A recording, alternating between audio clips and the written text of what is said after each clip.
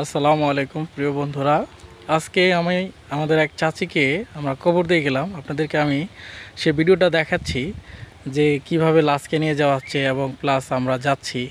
তো সব কিছু মিলে আসলেই কিন্তু আমাদেরকে পৃথিবী থেকে চলে যেতে হবে। এই যে পবিত্র রমজান মাস চলতেছে, এই যে মাসে একটা পবিত্র মাসে তিনি মারা গেলেন। এটা নিঃসন্দেহে একটা ফজিলতপূর্ণ বরকতময় মাস এবং এই বরকতময় মাসে তিনি মারা গেছেন। আল্লাহ তাকে জান্নাত নসিব করুক। এবং তিনি আমার দৃষ্টিতে অনেক ভালো মানুষ ছিলেন, আমার দেখা একজন ভালো মানুষ। তো আল্লাহ তাকে মাফ করে দেন। তো আসলে এই যে আমরা মাটি দিয়ে যাচ্ছি, কিন্তু এই মাটি দেওয়ার পরেও কিন্তু দেখবেন যে অনেক মানুষই আছে তারা তাদের আগের কাজে ফিরে যাবে, আবার তাদের গন্তব্যে ফিরে যাবে, কিন্তু তারা আবার ঝগড়া করবে, আবার মারামারি কাটাকাটি সব কিছু কিন্তু করে যাবে। কিন্তু তারা কখনো চিন্তা করলো না যে আমাকে এই জায়গা থেকে চলে যেতে হবে, আমাকে এরকম বিদায় নিতে হবে।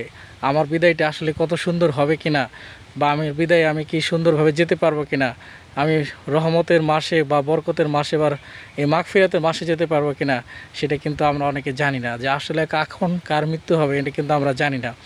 তো আমরা একটা মৃত দেহ থেকে যদি আমরা শিক্ষা গ্রহণ না করি, তাহলে কিন্তু আমরা জীবনে আমরা অনেক বলে ব্যর্থ হব এবং আমরা আমাদের পরকালীন জীবনে কিন্তু আমাদেরকে শাস্তি ভোগ করতে হবে। এই কথাটা আমাদেরকে মনে রাখতে হবে। আর প্রত্যেকটা মৃত্যুই হলো একটা করে শিক্ষা।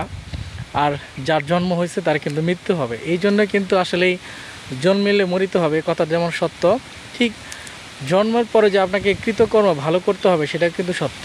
আপনার কৃতকর্ম যদি ভালো না হয় তাহলে দেখবেন না, আপনি দেখবেন যে আপনার কবরে কিন্তু আযাব হবে। ভাই, এটা কোনো সাধারণ কোনো আযাব না, এটা কোনো 2 দিনের আযাব না যে এটা আপনি মরবেন তারপরে 5-10 দিন বা 1 মাস 2 মাস আপনাকে শাস্তি দেওয়া হবে, সেই শাস্তির পরে আপনাকে আবার জান্নাতে দেওয়া হবে। ব্যাপারটা কিন্তু আসলে এরকম না।